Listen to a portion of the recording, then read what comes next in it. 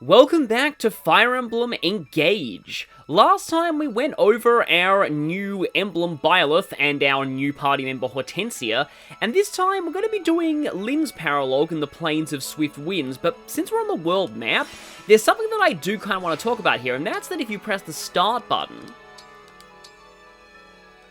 you can still access a lot of features from the world map rather than the Somnial. For example, the armory and the shop have the exact same stock they normally do. By going into reference, you can view support conversations and do bonds with emblems. So it seems like you can do a lot of things here, but you also can't use the arena or train up with emblems using bond fragments, and losing out on that would be quite a big thing. A place of significance to Emblem Lynn. Here, the Divine Dragon will face an important trial.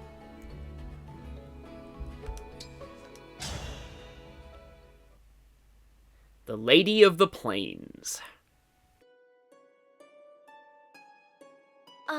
The breeze, the smell, so much like home.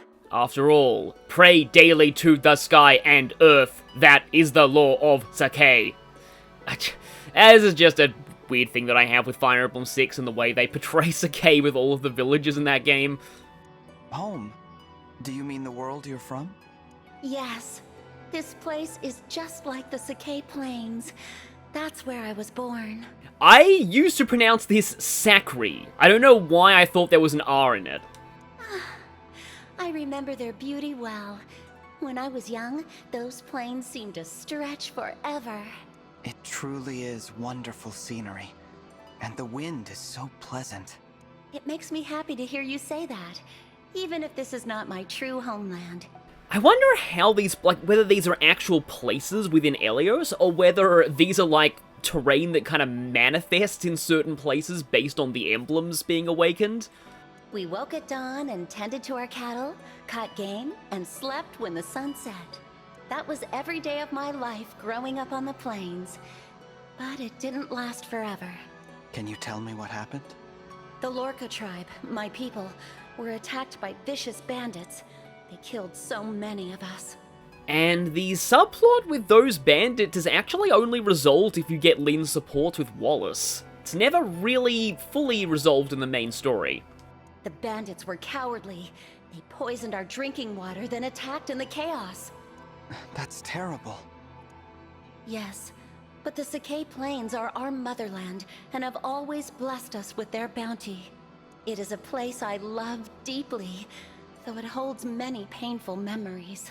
It just makes me think though, a lot of Fire Emblem games use bandits as early game adversaries, but it's rarely as personal as it is for Lynn.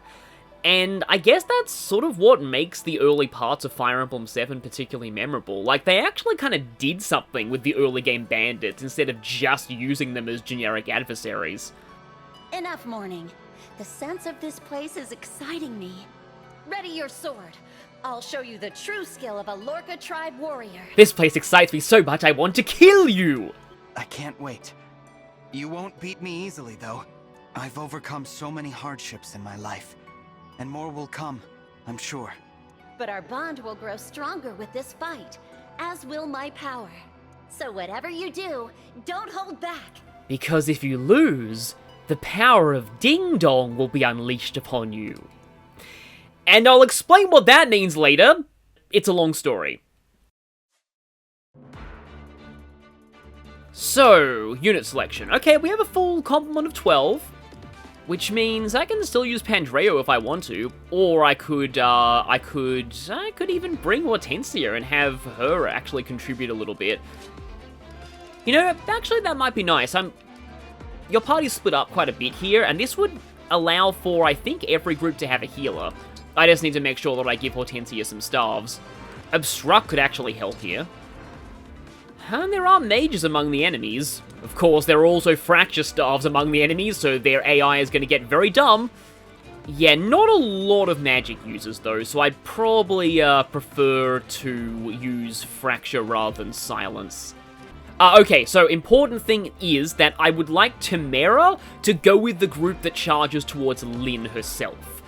because Violet's four-way dance is going to be very, very, very useful for taking down bosses quickly, as I'm hoping to show off here.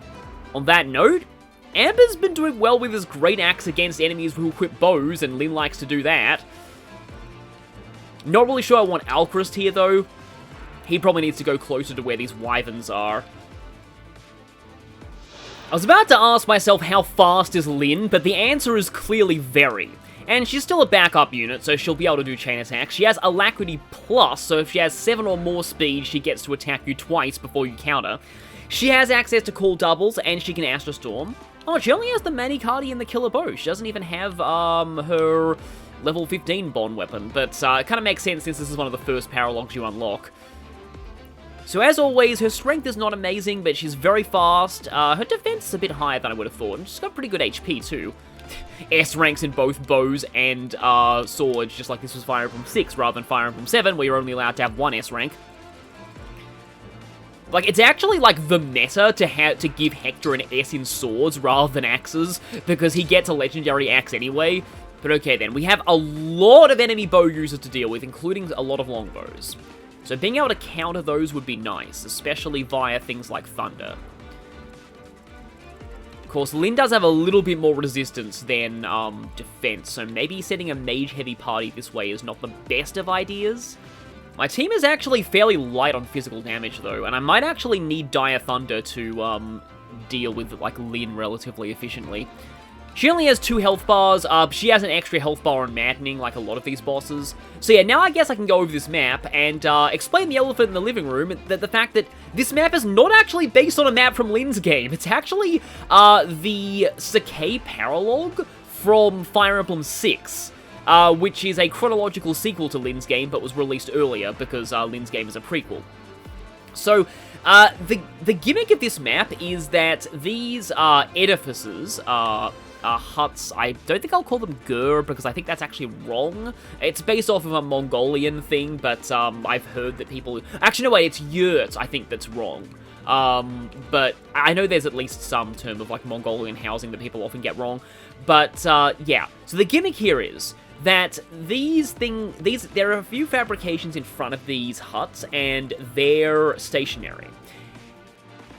Once Lynn is aggroed, reinforcements will spawn from every hut where you have not killed the person in front of it. So you want to kill as many of these, like, quasi-bosses as you can before Lynn is provoked to stop reinforcements. Though getting this guy early is very difficult, because, you know, good luck getting to him without provoking Lynn. You could do it with a flyer, but oh wait, there's a whole bunch of horse archers. Yeah, speaking of which, this map is full of horse archers, bow knights specifically, although there would be nomadic troopers if this was Lynn's game, and magic users. This is to reference the fact that this map was almost like Sakai. The enemies in Sakai in Fire Emblem 6 were heavily reliant on horse archers and druids. This map was kind of one of the few places you would see Fenrir in that game too. Also, there's a lot of longbows, which I've already mentioned, but I just wanted to reiterate, because it's very annoying. I think I'm okay with these positions now. Let's save, and then show her what we're made of. Are you ready? Then come at me. Attack with everything you've got. I can hear the voices of enemy forces in those tents. We should attack them, quickly. Yeah, this time they do explain the gimmick of this map, or at least hint at it, while they kind of didn't in Ike's chapter, which is a little annoying, to be honest. Also, Let us be off. The music for this, we'll be hearing a lot of it, but it's basically just straight up Wind Across the Plains, with not a whole lot of, just like a rearrangement. But, you know, it's a nice song anyway. So yeah, with your 30, 28, and also 30, Louis is not going to be taking a massive ton of damage here, so I think I'm going to actually just have him sit there and use Gritlance. Okay, yeah, I do like this song, though. But my goal here is to have Louis lure these guys in, and then have my archers take them all out afterwards. I hear you.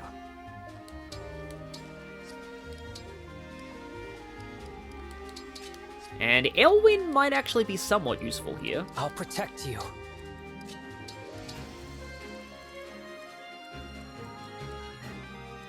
What you got?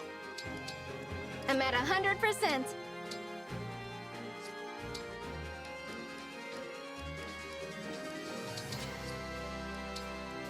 I've got this. Lend me your... I can handle it.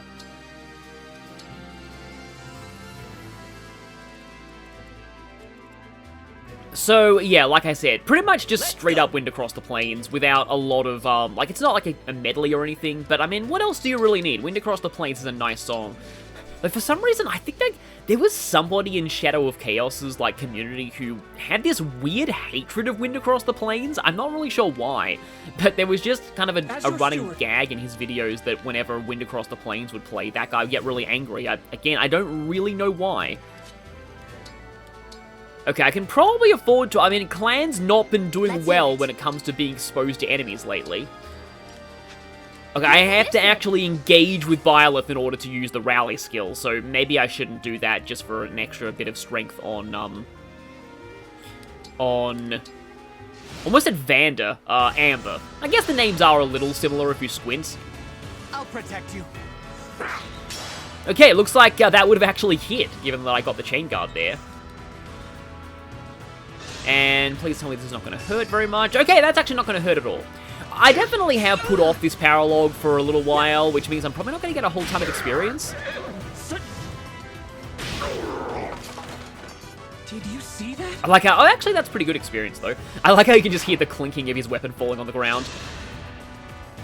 And yeah, in one of my earlier playthroughs, I clearly remember tanking with Alchrist, evade tanking, I mean, in this forest.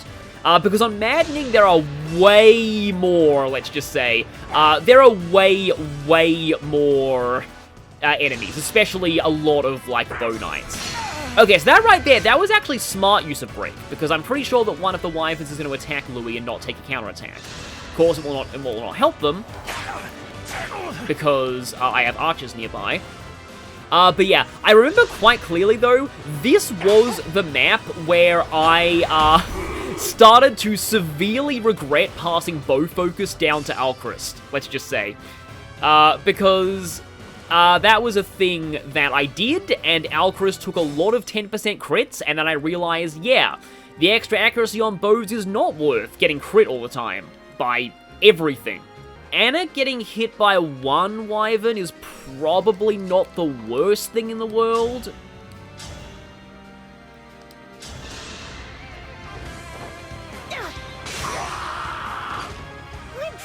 Yeah, thank you for not missing that one. That would have been a little problematic if that had missed.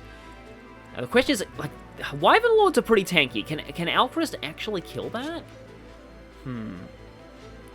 Oh, if not, though, Louis can finish this one, whereas, Ivy and Alchrist combined will definitely have the other one covered. My apologies. Interesting hearing, like, a battle version of Wind Across the Plains, because that was, you know, that game predated the battle themes being rearrangements of the normal map themes. Yeah, let me guess, you don't actually double. Oh, you don't double, but you do still one-shot, okay. However, nah, Radiant Bow will lower my speed more. But yeah, I'm only doing a little more with the Radiant Bow than I would normally. Just trying to... So you have, Oh, if I do that, you get attacked by 2 Wyverns. And that's probably not going to end well. So it's probably better if I actually longbow and then have Ivy. Oh, there's Luna. Not really the best use of Luna, because Ivy would have been able to finish you off anyway, but, Yes. yeah, like I said, Ivy and, Alchrist combined had that covered. Ivy still took a little bit of damage, though. Okay, so Elwyn is doing 10 more than Elfire, but Elfire has more accuracy, and I really need the accuracy here, since she'll die anyway. Nothing left of you. Well, I mean, literally, because fabrications just dissipate when they die. So yeah, Silver Lance, Anna doesn't get doubled, think she's probably fine. So now let's just deal with these guys. But yeah, what I was saying is, like, speaking of the Radiant Bow, So, there's kind of an amusing thing with the Radiant Bow that I heard about. Apparently, Ike's engraved. People use it on the Radiant Bow because unless you're Anna, you generally don't need to double with the Radiant Bow anyway. And that increase in might or really helps you one-shot flyers with it. So, yeah, that's actually kind of a decent use of it. You gotta just be careful not to, you know, get attacked while doing that, because that would not end well. Also, I've got to remember to actually use this, because this is objectively better than this Silver Dagger. It'll get better when it's forged up a little bit more. Nailed it. Yeah, Lynn's game lacked daggers entirely, which meant that thieves just had to use regular swords. Which, to an extent, I do actually kind of like. There's a lot of people who kind of prefer thieves using swords, over... But I mean, knives are actually a really good weapon in this game. I mean, it took quite a while for knives to be a good weapon, because especially with the fact that, like, Soth in Radiant Dawn is, like, he's kind of bad almost entirely because knives are so weak. And he was supposed to be a good Jagan, and he was forced into endgame, and yet he kind of sucks. Remember when I said that I like using my Steel Great Axe against bow users with Amber who can't counterattack? Well, this is why. I won? I won! Oh, those huts actually do remind me a lot of the Mongol camps from Ghost of Tsushima. Those enemies are only worth 5,000 gold, but there's a little more of them than your average, that is in fact a longbow. And I can't quite get...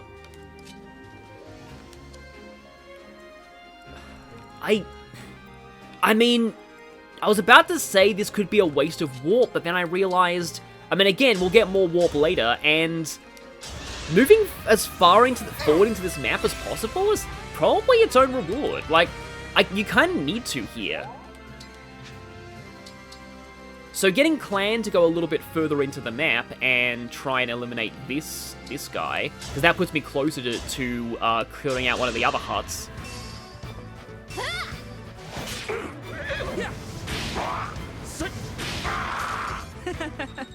Ghost of Tsushima was a game that I would have enjoyed that game. Like, I enjoyed every aspect of that game when it was not being an open world game. It's just that was the game that showed me that, like, no, open world games aren't for me. Because, like, I love the combat, I love the story, I love the characters, and I love, like, the progression system and the side quests and the missions. I just did not like the fact that it was an open world game. It's just, to me, like, the main gameplay of open world games is just walking from point A to point B doing nothing, but just menial tiny tasks in between. And I like to be making a sense of progress when I play a video game. Okay, again. Should be fine. There's only one of them. I feel like I'm actually getting Get Behind Me a lot less than I usually do with Alchrist. But, I mean, Alchrist has still actually been kind of decent for me lately. So, yeah. See? I mean, this wouldn't be a one-shot on Maddening, but still. I'm still alive? Huh. I like that victory quote, though. Okay, that's done, and Anna can finish you. Yeah, Ivy should probably heal. I kind of need to get Ivy, though. I'm pretty tough, you know. You can't... No, you can't kill with that. Yeah. Kind of need to get Ivy a healing staff that is not, Physic, because, I mean, we can buy Physic now, but money is definitely an issue. Speaking of money being an issue, Anna, could you maybe proc your skill? Nope, okay. Yeah, don't count on Anna's, skill really working that much. It's just... That's just kind of the thing. It's not... It would be really good if her base luck was better, as I said before. Yeah, hearing Wind Across the Plains on an electric guitar is also kind of a little different than how you normally hear it. So, okay, we got 2 cavalry down there. I used to call cavalry archers in Age of Empires, I used to call them cavalry archers. Like, not because I mean, admittedly, I was kind of a little too young to be playing Age of Empires. Like, I played it when I was like, wow, how young would I have been? I was pretty young when I first played Age of Empires. Yes, welcome to the episode of Fire Emblem Engage where there's a map that's a nostalgic throwback to an earlier Fire Emblem game, and yet I talk about every game that is not Fire Emblem. Okay, wow. Just like a hero. It's kind of funny because Amber's not in the hero class. But like, no, I only call them cavalry archers just because I thought it was funny. I'm not in Astrostorm range of Lynn, am I? Oh, thank goodness. It usually tells you if you are, because like with Hyacinth, it told you. Nice timing with that experience tile there. Yeah, Clan is not getting magic. Yeah, you don't want to get too close. I don't know if it's like over the bridge or if it's on the bridge that is what provokes, you know, the thing to happen. Let's just, nope, okay. If that was experience, he would have got Canter. So now we have, just a batch of enemies here to deal with. This is just another situation where, I am really feeling the fact that this is not Maddening mode. Because I had a lot of trouble with this paralog on Maddening recently. And a lot of it was my own making because I gave Alcaris bow focus, like I said. Just like, yeah, probably not the best of ideas in hindsight. But yeah, I definitely will talk about Blazing Sword later. It wasn't even called Blazing Sword for us, it was just called Fire Emblem. So it was a weird Fire Emblem game to give us as our first Fire Emblem, though, I will say. It's kind of a weird one because not only was it a prequel to another game, but it ended on a cliffhanger to... Oh, that's Freeze. That's not that, okay. But it ended on a cliffhanger that people were like, oh, when's Fire Emblem 2 coming out? When's Fire Emblem 2 coming out? And then, well, it turns out that it was actually a prequel. So the next game was, in fact, Oh,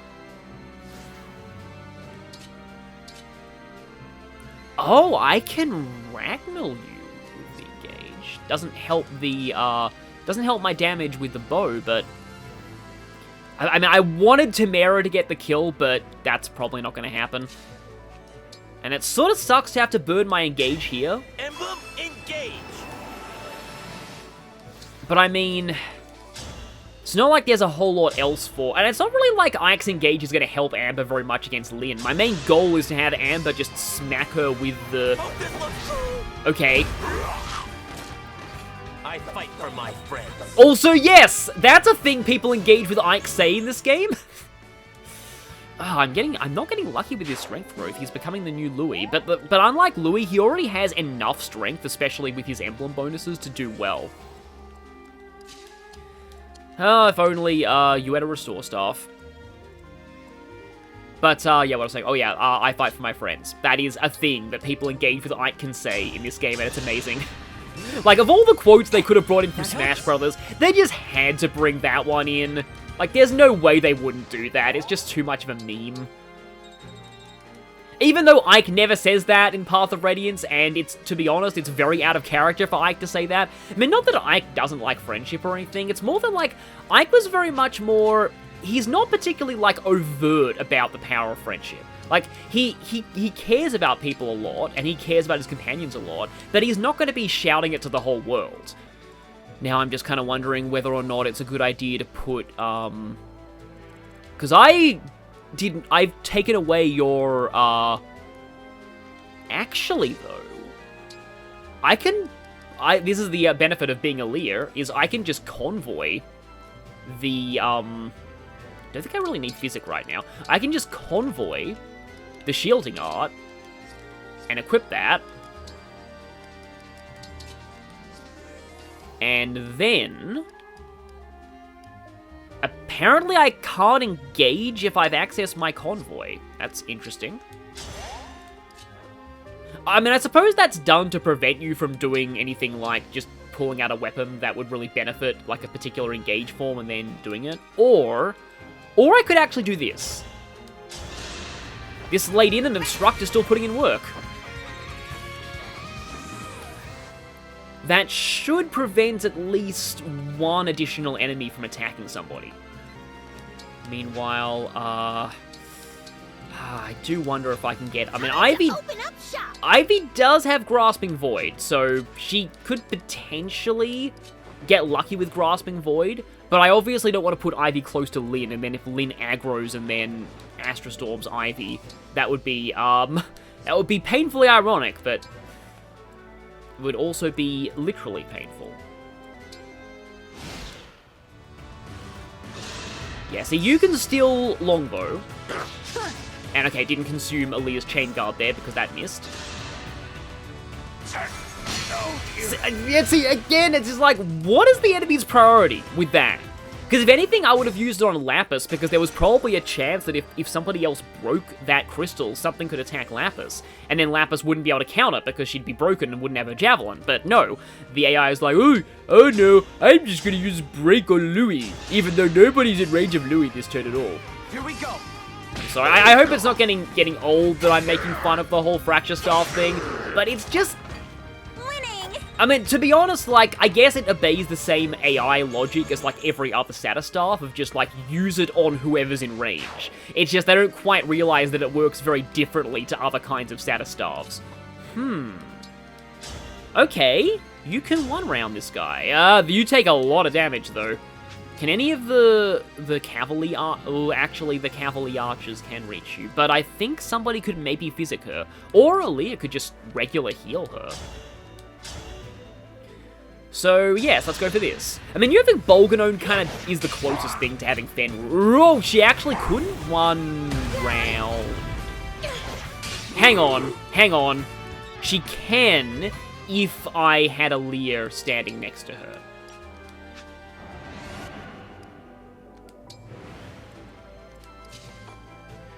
But that means I'm going to have to use Ivy to, like, heal. I mean, why not? Not really sure this is going to help in the long run. I just wanted Aaliyah to, like, do something. Yeah, I'm worried that I haven't been making the best use out of, like, Aaliyah by going Martial Master, but I just wanted to show the whole Chain Guard combo. Not Chain Guard, the, you know, Allow me. Bonded Shield, that's it. And yeah, I was saying about Fenrir, it being close to, like, Fenrir as far as, like, a very heavy, very powerful tome. I like how characters have different victory quotes if they're taking a lot of damage, though. But yeah, I like how Bolganone, like, basically drops a miniature sun on the enemy.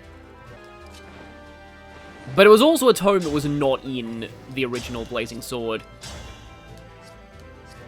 Wow, you do a lot of damage back to Ivy. I mean, admittedly, Ivy's resistance is not really the greatest as far as magic users are concerned.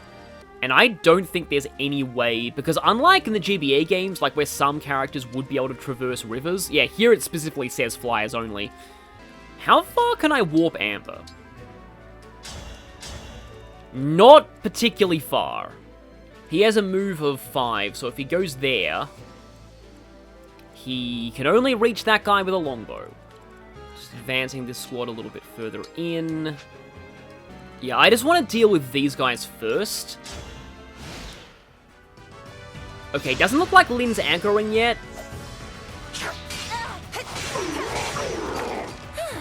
Somehow I just had this feeling that she'd get hit there. Okay. So now... Yes. Let's just heal you up a little bit with Hortensia. Hey, thanks. Of course, now this guy absolutely has to die, because otherwise he's in bow range of Hortensia. And for that, I need... Again, Lapis is a little off, so I need a Lear. Well, that's going in the well. Yeah, I mean, I guess some people have said that, like, you know, by my logic of thinking that it's cheap to use, like, any things that the game doesn't naturally... Like, considering online stuff, the stuff the game doesn't naturally give you and therefore cheap, is I probably shouldn't be using items from these, like, swirling tiles either. I do think there's a difference between that and, like, the actual, like, DLC emblems. Like, they're a pretty significant thing. And the fact that the DLC emblems break the flow of the post-Chapter 10 environment as well, that's the real reason why I don't like using them. It's just like, you're supposed to be lacking in emblems right now. You're kind of supposed to be making do with different emblems and using different resources. Winning! Okay, this tent is now clear, so the question is, ideally I would be able to take out both of these before Lynn gets provoked, but it's going to be a little tricky to do so. I think Lynn does give you, like, advance warning before it happens, but, like, I'm assuming it's probably once you cross here.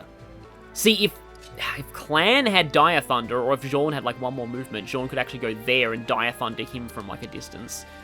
I do not want to use Goddess Dance here. I want to save Goddess Dance for Lynn. But okay then, I'm crossing the threshold. We're going in. And maybe I will longbow this guy, just for good measure. Yeah, some people pointed out that Lagu's friend is definitely not called that in Japanese. It's kind of more called immovable, which is kind of what it's supposed to be. I'm not really sure why it got localized this way, especially since the way Ike protected Ranulph in Chapter 11. It makes it sound like he actually protected him with his body, but no, he protected him more with words, like verbally. So yeah, not really sure why that's the case, but this is it's definitely not going to be a case of like, oh, localization is so terrible, how dare they change something. Because like, it's fine, and I like them referencing that aspect of Ike's character. Yeah, there are aspects of Engage's localization that, don't worry, I will talk about later. Mostly pertains to like how they handled certain supports, but overall, I don't really, like, I'm not, you know, I don't think they're, like, particularly ruining. Like, there's a couple of things in the supports that I do feel, yeah, I'd kind of appreciate if they stayed. Ivy's really not been getting magic, okay. But at the same time, I don't think it's, like, the worst thing in the world, what they did. I'm not going to just stand around. I'll have at them too. Okay. Right, so, if I kill these two now, do I... Okay, yeah, Lynn's Astra Storming this turn as well, so keep flyers away from her. So yeah, like, my question is, if I kill these two now, does that stop the reinforcements, or does the fact that they're alive when Lynn said that, does that mean the reinforcements are now going to happen? I don't think there's a way that I can take out that Sage without Goddess Dance or Warping. Also, Lynn's Manikardi is effective against Clan. Gotta keep that in mind.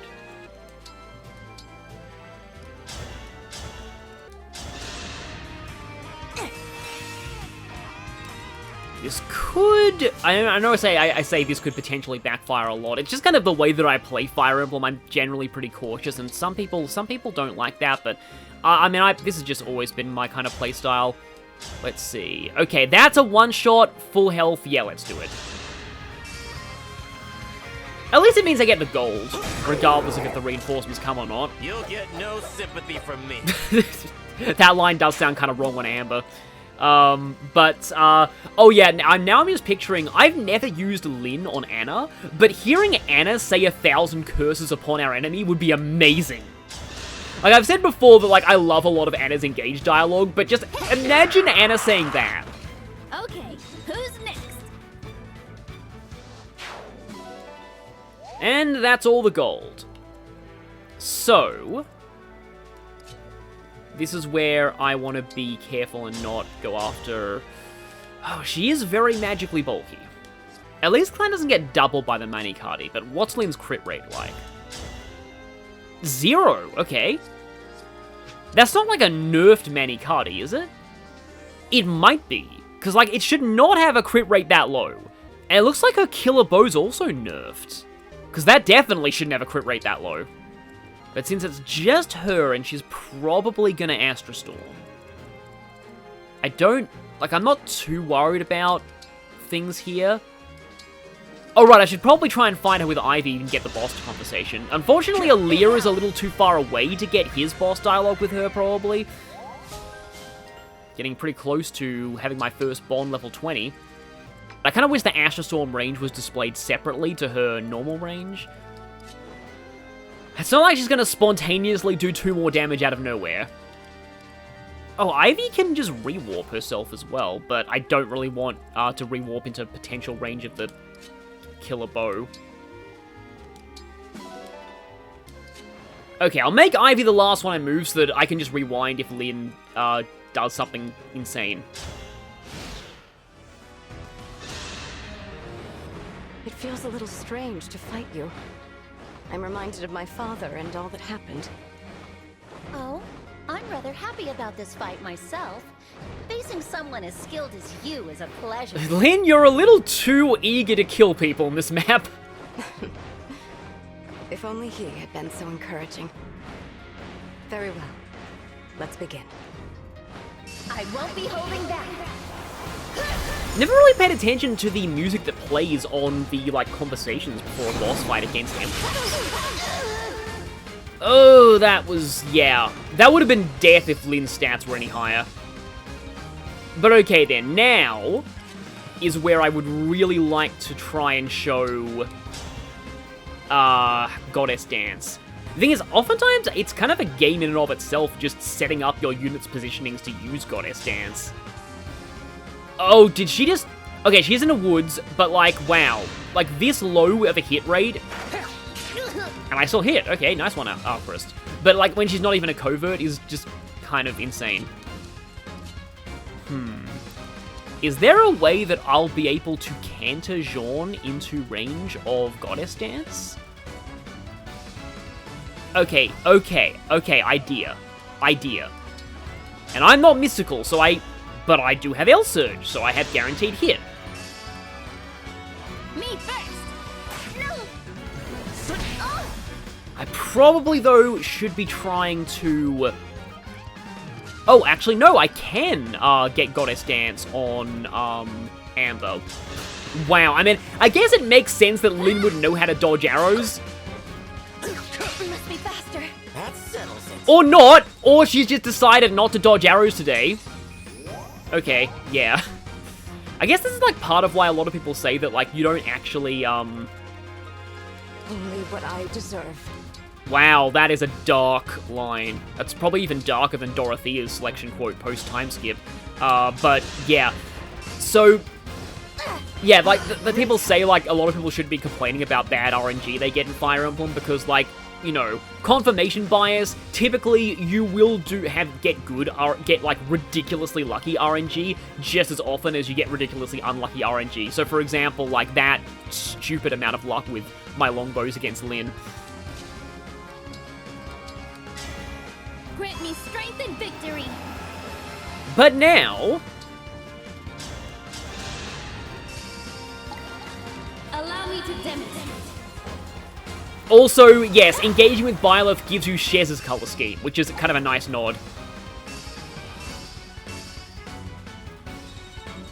And Goddess Dance gives a lot of experience too. Not quite as much as Micaiah's engage attack, but still. But she gained build though, which is actually pretty good. And yeah, this is without even any bond levels with Byleth at all. Hilariously, I could actually use a mini bow. But let's see. Silver. Actually, the mini bow is my best shot. And then I was about to say that, Leave it to me. All mine. wow, you're making some weird noises when getting hit there, Lynn, but that's, Amber could smash her against Alcrest, but yeah, my accuracy leaves a lot to be desired. It'd be kind of funny to beat her with her own engraving, though. However, it is also really nice to use L-Surge in a situation like this, especially when chain attacks are involved, because it means you get guaranteed, like, you get a chain attack, then you get a guaranteed hit of damage on the boss. Trust me, there are some later bosses where I really, really, really like having Surge Tomes, just because, like, usually if you miss these bosses, you tend to die horribly. Okay, I do have Dire Thunder, which is, wow, that's a really good hit rate. Oh, that's because I'm mystical and I ignore her terrain. Wow, I'm silly. And yeah, that hit rate is still terrible. So, I think I'll go for this. If this works, Amber levels up and please gain strength this time. If it doesn't... Wow, that 35% dual assist is really working out for me. Okay, you can level up in the arena, though. But yeah, with this I can go from a distance, so I don't get counterattacked. Would have been funny if the chain attacks did it. Go. Oh! You're very good. And the only damage she got on me was against Ivy with Astra Storm, and 2,000 gold. So I got all of the optional gold out of that map. Yeah, I definitely... That map was a little easier than it should have been. I put it off until a bit later, but yeah, it's a pretty nice one overall. Wow, you beat me soundly. You're very strong. And I forgot to explain my thing about Ding Dong, so I guess I'll do that in my spiel on Fire Emblem, my thoughts on Fire Emblem 7, because it's a weird story from my childhood. And you were as skilled as I expected. Very powerful, too. I wonder if I could be like you. If I grew up on the plains, I mean. It just reminds me of Wrath's backstory that I always thought made no sense. The fact that he was kicked out of his tribe at, like, age 6 because he was prophesized to save the world? Like, what? Perhaps. I learned to fight out here, but I learned more when I met Eliwood and Hector. We traveled long and far together. Sometimes we compete with one another, just like this. I love Hector and Lynn's B support, where Lynn is like, oh, I'm practicing this new sword technique. I hear it's very effective against axemen and heavy armor. And then Hector's like, oh, that's nice, wait! They helped me to learn of justice and courage, and they gave me the strength to trust others. And that strength has made me who I am today. When I woke, I had no memories and no one I felt I could rely on. But now I have so many friends around me to teach me about the world and about myself. I like how, like, Aaliyah has different ways he relates to the different emblems, and, like, you're kind of seeing just what the emblems teach him. I hope that, at the end of my journey, I'll be as strong as them. And you. I mean, there are a lot of people who would have preferred paralogs that focused on, like, Elios itself and engages characters rather than the emblems, and I do see the merit in that. You'll definitely become much stronger. I'm sure of it. Of course, I'll help too. Oh yes, you will certainly help. Thank you, Lynn. I'm going to be using your emblem a lot in the future. And speaking of which...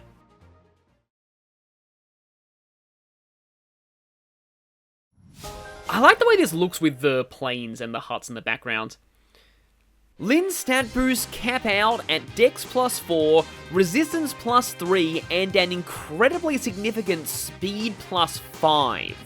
Even to the end, Lynn only has 2 sync skills. All she gets from bond levels above 10 is upgrades to Alacrity, but that's all you really need. Alacrity Plus at 13 changes the threshold to 7 speed over the foe, and Alacrity Plus Plus at bond 18 makes the threshold 5 speed over the foe, which essentially means if you're doubling, you're getting Alacrity. And this is particularly nice when combined with Lynn's Bond 15 engage weapon, Mulagir. A weapon that wasn't even in Lynn's game, but thanks to Heroes, it's hers now. This is one of my favourite engage weapons, a massively powerful bow that isn't all that heavy, and gives +5 speed on top of all the other speed Lynn gives you. Even low-strength characters become monsters with this. Oh, and it also has dragon effectiveness for what that's worth. Lynn's higher level inheritance is pretty simple. It's just better versions of bow focus that I still don't like much, better versions of Speed Plus, which I do like much, especially Speed +4, 1000 SP is not a lot to ask for that. As well as Alacrity Plus and Alacrity Plus, which are admittedly appreciated by faster, frail characters, but they're very expensive. So, Fire Emblem 7 Blazing Sword, this was my first Fire Emblem game. I got into it through Advance Wars, and it's through the same Game Boy Advance review magazine that I learned about Advance Wars in.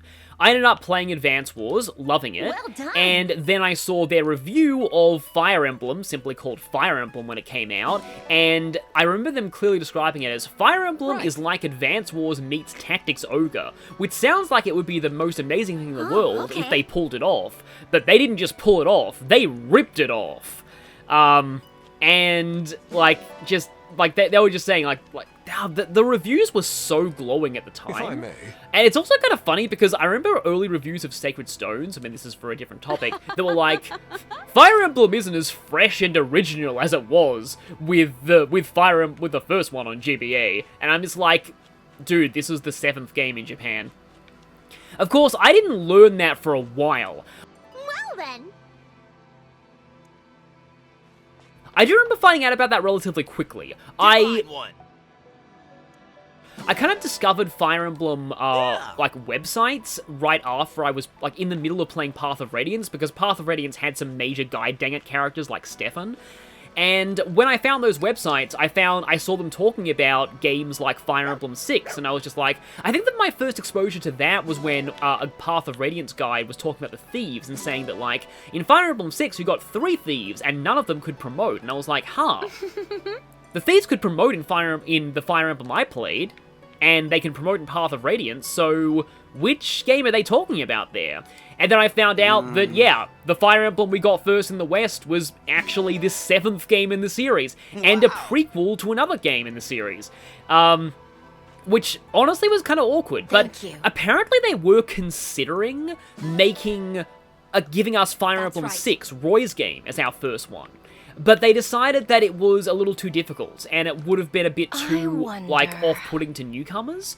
So that it would have been better if they'd focus on localizing specifically the next one. And, like, you can tell that they wanted this game to be the first Fire Emblem in the West. Like you have Lynn's story, which is a really long, forced tutorial. Oh. Which I don't think has actually aged all that well, except for the recruiting tutorial. I do think the recruiting tutorial is incredible, because I was kind of touching on this in Ike's Paralog, but to a lot of newer fans, recruitment tropes aren't actually obvious, and Lynn's story does such a great job of giving a recruitment tutorial, because it clearly shows that Dorcas is fighting for bandits but doesn't want to. He's only doing it to get money for his sick wife, who is in the fort you're guarding. And that Lynn, at the start of the map, says, like, I just hope that one of the enemy soldiers might listen to my words and be convinced. And she starts out in a perfect position to talk to him. Of course, that's all moot, because the tutorial literally forces you to talk to him with Lynn. But even then, still, it's obvious. It explains to you how recruiting enemies works and why you should do it. And, like, that usually it follows some kind of logic of, like, oh, there's someone on your side who wants to talk to the enemy. As opposed to, you know, say, Awakening, where Gaius is just like, Gaius is there on the map, and he says, oh, I regret joining these guys. This is what I signed up for. I didn't come here to kill people. I just wanted to rob the treasury. But that doesn't really clue you in that you're meant to talk to him with Crom. Because the recruitment trope is, when in doubt, use your main lord. Indeed.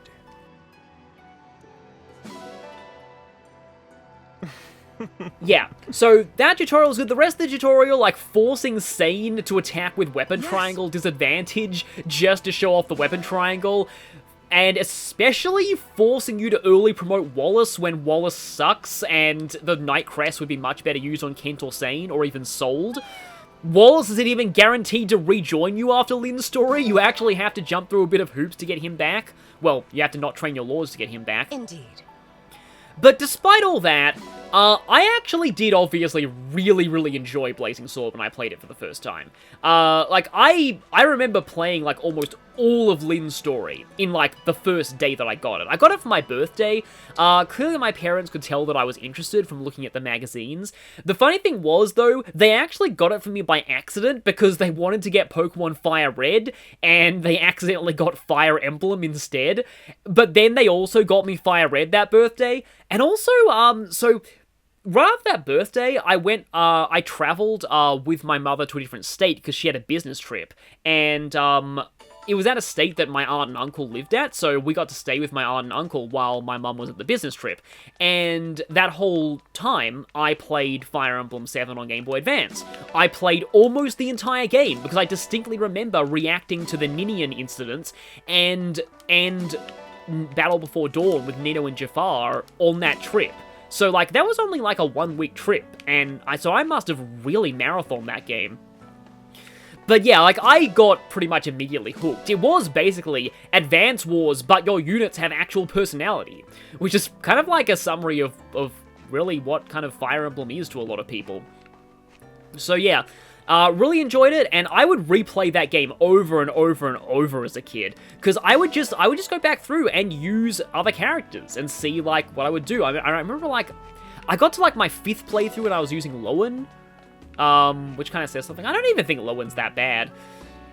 But looking back on it now, admittedly, Fire Emblem 7 is a game that, it is one that I don't find as fun to replay anymore, and that's because I've realized how weak the enemies are, how busted the pre-promotes are, and just that, like, stats, like, leveling up, which is a lot of the, like, the biggest joy of Fire Emblem to me, it doesn't really matter a whole ton to me, because, in that game, because, like, Marcus can just solo the game on his base stats, and, like, even though Titania can kind of do that in Path of Radiance, I feel like in Path of Radiance, you can't win the whole game with just Titania. She needs support. And it's also good, like, easy to build up other people in that game.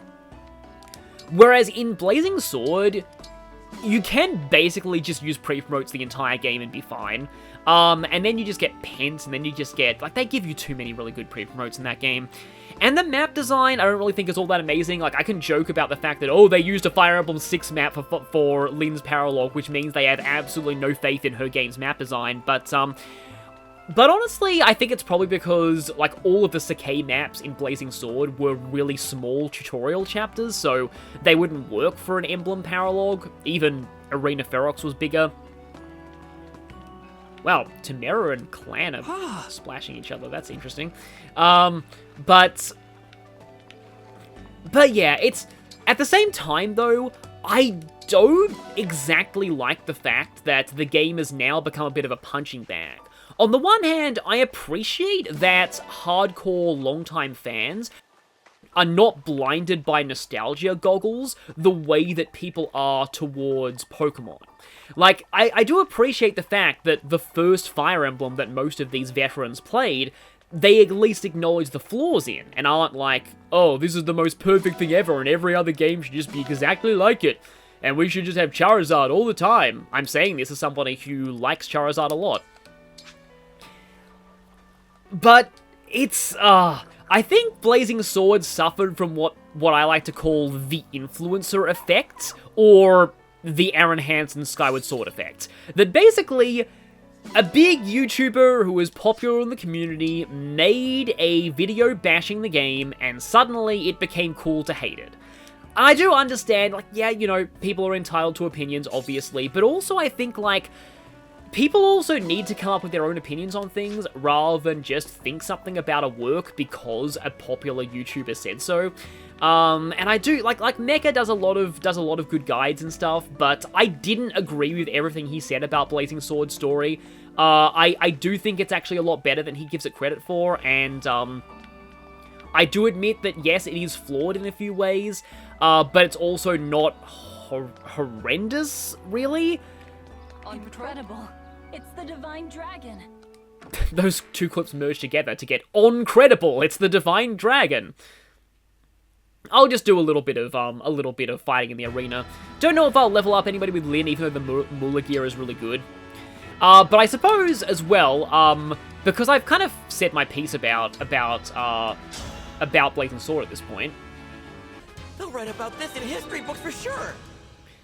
I could also talk about, Ding Dong. What does that mean? Well, I was like 12 when I first played this game, and I was actually still like a little bit insecure about playing a game where like people actually died and like you actually killed people. So, the death theme in Fire Emblem 7 sounds like this.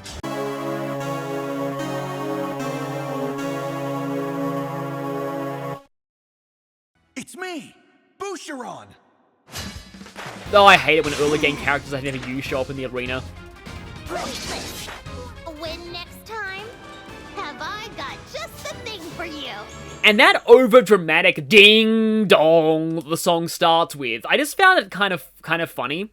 And it took the edge off of some of the character deaths that I often had in that game. So to me, the term ding dong became my euphemism for death in Fire Emblem. So characters didn't die. Instead, I'll put on a show for they... you. I am Boucheron, Royal Knight of Really, Fury. again? Actually won. Instead, they got ding-dongified, went ding-dong, or, my personal favourite, felt the power of ding-dong. Which I really hope is not a sexual thing. But, yeah. It was just a dumb thing that I did as a kid. I also did it to tease my sister whenever characters she liked died. I would always go like, ding dong, Priscilla died. All that. Because a lot of characters have names that work with that, like ding dong, Dorcas died. And it was, again, just a dumb thing that I did when I was young. But, yeah, I suppose that's all I have to say. The reason why I've talked about this now is, like, I feel like I'm unlikely to do a full Let's Play of Fire Emblem 7 anytime soon. I might one day. It was actually a game that I was very scared to Let's Play because it used to be the Fire Emblem for hardcore fans. And, like, if you did not love Marcus and despise Nino, you would be eviscerated online. Like, people would get vicious about their opinions on the character viability in that game. And then veterans realized how easy the game was, even on the highest difficulty, and now I'm afraid to Let's Play it for the opposite reason, that veterans find the game a punching bag now, and it's kind of cool to hate it now. But yeah, it's also one that I tried doing a test playthrough of recently. If I didn't end up liking Engage as much as I did, I may have actually been playing either Blazing Sword or Fire Emblem Fates Conquest on the channel right now, but hey, I did like Engage as much as I did, so the rest is history. Yeah, it's one that I don't really enjoy replaying now as much as I used to, but it's still not my least favorite in the series. And I have very good memories playing it for the first time. So, on that note, I will see you all next time when, yeah, next on the schedule is an actual chapter again. We'll be heading out to Chapter 15 and recruiting somebody very, very important. See you all then.